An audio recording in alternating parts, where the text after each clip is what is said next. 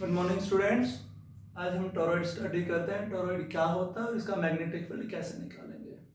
इस टॉपिक को करने के लिए हमें दो बातें पता होनी चाहिए। एक तो एम्पियर सर्किटल लॉ क्या होता है, B डॉट डी एल, और उसका लाइन इंटीग्रल बराबर होता है म्यू नॉट आई। और दूसरा हमें पता होना चाहिए सोलेनोइड, क्योंकि टॉरॉइड सोलेनोइड की ही एक फॉर्म है। हम इसकी डेफिनेशन समझते हैं। तो टॉरॉइड क्या होता है, तो आप जरा समझो।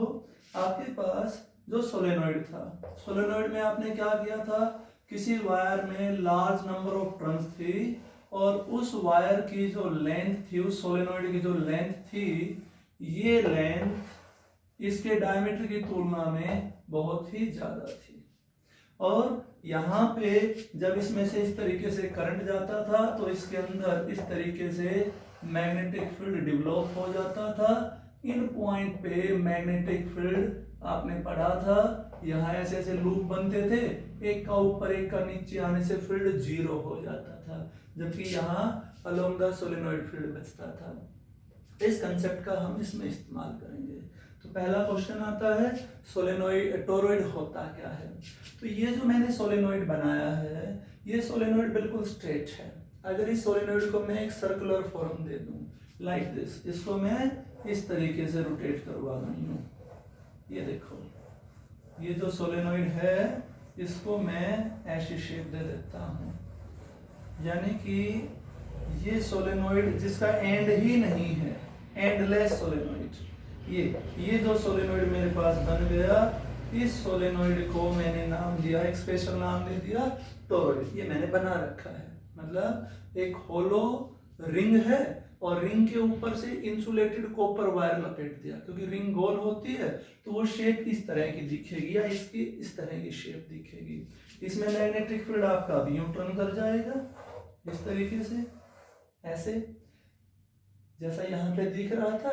तो अब हमने करना क्या है, इस टोरॉइड में इनसाइड रीजन, एक्सटीरियर रीजन और इसके अंदर इन पॉइंट पे हमने मैग्नेटिक फील्ड निकालना है। ओके, तो हम समझते हैं मैग्नेटिक फील्ड कैसे निकलेगा। तो पहला पॉइंट आता है, टोरॉइड होता क्या है। तो आप समझ गए होंगे, it is an endless solenoid. और यदि हम होलो रिंग के ऊपर से इंसुलेटिंग कॉपर वायर लपेट दें तो जो स्ट्रक्चर, जो फॉर्म, जो शेप आ जाती है, उसे हमने क्या नाम दे दिया, टोरॉइड। ठीक है।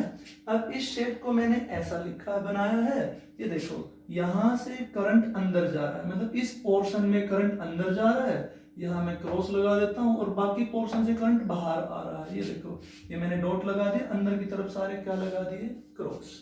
अब मैंने मैग्नेटिक फील्ड निकालना है। तो मैग्नेटिक फील्ड क्योंकि ये क्लोज शेप हो गई, तो अब मेरे पास ऑप्शन आ गए, यहां भी निकाल सकता हूं, यहां भी निकाल सकता हूं, यहां भी निकाल सकता हूं।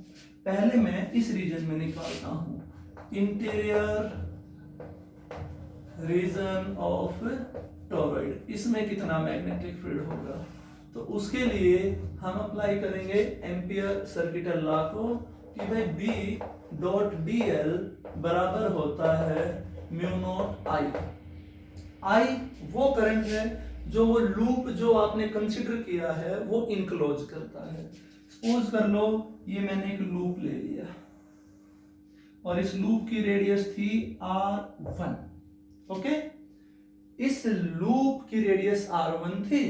अब इस लूप के कारण इस हिस्से में मैग्नेटिक फील्ड निकालना है। अच्छा देखो, चूंकि ये वाला जो मैंने लूप लिया है, ये लूप इस टोरॉइड के अंदर है, जबकि करंट कहाँ है, करंट तो यहाँ यहाँ यहाँ रह लिया, बीच में तो कोई करंट ही नहीं है।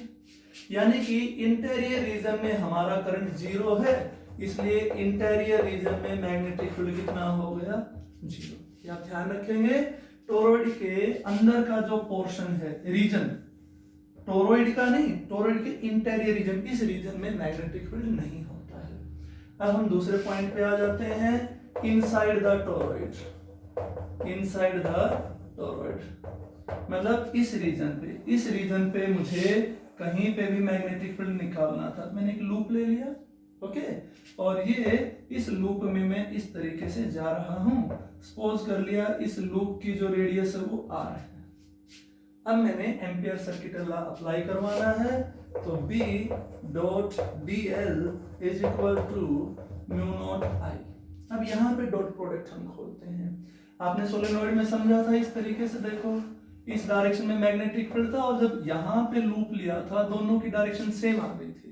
जब सेम आ गई थी तो डॉट प्रोडक्ट ओपन किया था, 0 आ गई थी। अब इसको मैंने ऐसा बना दिया यू, यानी कि अब मेरा फील्ड इस तरीके से है और जो मैंने लूप लिया है वो भी मेरा गोल है। तो हर एक पॉइंट पे दोनों की डायरेक्शन क्या रहेगी, सेम डायरेक्शन होने के कारण यहाँ पे थीटा कितना हो गया, 0। डॉट प्रोडक्ट ओपन करेंगे, ये क्या बच गया, B dot dl। Okay, dl इस लूप की लेंथ है, रेडियस कितनी है r, तो ये क्या बच जाएगी, इस तरीके से लिखोगे और ये बच जाएगा b इंटू में 2 पाई r। अब इस तरफ क्या बच गया, इस तरफ mu not I is the current. ये लूप कितना करंट कंटेन करता है। अब देखो एक टर्न में तो है I current, number of turn इसमें n है, तो कितना करंट हो जाएगा। ये छोटी छोटी बातें समझो। n क्या है, टोटल नंबर ऑफ करंट, और इस पूरे की लेंथ कितनी है, तो वो आप जवाब दोगे 2 पाई r, रेडियस से 2 पाई r हो गई। यूनिट लेंथ निकालने का क्या फॉर्मूला होता है, n अपॉन में l, या you can say n by 2 pi r। तो यहाँ से n की वैल्यू कितनी आ गई, n इंटू 2 पाई r। सोलेनोइड में आपने स्टडी किया था, या तो इसको l लिख सकते हो। देखो वहां पे मैंने बताया था टोटल लेंथ l है, number of turn capital N है, तो यूनिट लेंथ में आई थी n बाई l। यहाँ पे कितनी आ जाएंगी, n बाई l, पर यहाँ पे l की मैंने वैल्यू रख दी 2 पाई r।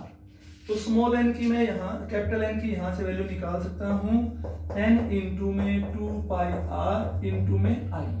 ये हमारा हो गया कैंसिल, b कितना बच गया, म्यू नॉट n I। और ये वही आंसर आ गया जो आंसर हमारे पास किसका आया था, सोलेनोइड का। यानी कि ये सोलेनोइड ही है, बस इसकी शेप बदल जाती है। ये वाला पॉइंट वापस समझ लो। ये पहला पॉइंट तो ये कि मैंने 0 क्यों लिया, तो ये आप यहाँ से समझ गए होंगे। इस तरीके से ऐसे इसी डायरेक्शन में हमारा मैग्नेटिक फील्ड था और यही हमारे चलने की डायरेक्शन थी, इसलिए मैंने 0 लिया। दूसरा I, टोटल करंट कैसे निकाला, एक टर्न में से I करंट जाता है, पूरे में कितने टर्न है n, तो टोटल करंट कितना हो जाएगा, n इंटू I। n की जगह मैंने क्या लिख दिया, n इंटू में 2 पाई r, यहाँ से n इंटू l लिखते, l 2 पाई r था, तो ये आ गया। अब हम तीसरे पॉइंट पे निकालते हैं, बाहर वाले रीजन में क्या फील्ड होगा, मतलब एक्सटेरियर जो रीजन है उसमें क्या फील्ड होगा, यानी कि नंबर 3 एक्सटेरियर ऑफ टोरॉइड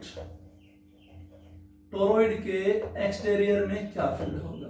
तो समझो जैसा कि सोलेनोइड में था, वापिस उसी शेप पे आ जाओ। ये सोलेनोइड बनाया था और इसको जब आपको समझाया गया था तो मैंने ऐसे अलग अलग क्वाड्स बनाए थे और मैंने बताया था यहाँ पे ये लूप ऐसे बनेंगे, इस लूप में ऊपर से नीचे, इसमें भी ऊपर से नीचे, तो यहाँ पे ये फील्ड एक दूसरे के अपोजिट डायरेक्शन में है, इसलिए नेट फील्ड हमारा क्या हो जाता था, 0। तो एक्सटेरियर में हमारा फील्ड है वो भी क्या हो जाएगा, 0। ध्यान देने वाली बात क्या है, ना तो अंदर फील्ड बचा ना बाहर फील्ड बचा, सिर्फ इस रीजन में फील्ड बचा। ये टोरॉइड बहुत महत्वपूर्ण है। जितने भी हमारे पास इलेक्ट्रिकल एप्लीकेंस जिनमें मोटर लगी हुई है, वहां आप देखते हो कि तारों की ट्रंस होती हैं बहुत सारी। जब उन ट्रंस में से करंट जाता है तो उन ट्रंस के अंदर मैग्नेटिक फील्ड डेवलप हो जाता है और उस मैग्नेटिक फील्ड की मदद से आगे हम समझेंगे हम किसी कॉइल को कैसे रोटेट करेंगे। Okay, so this is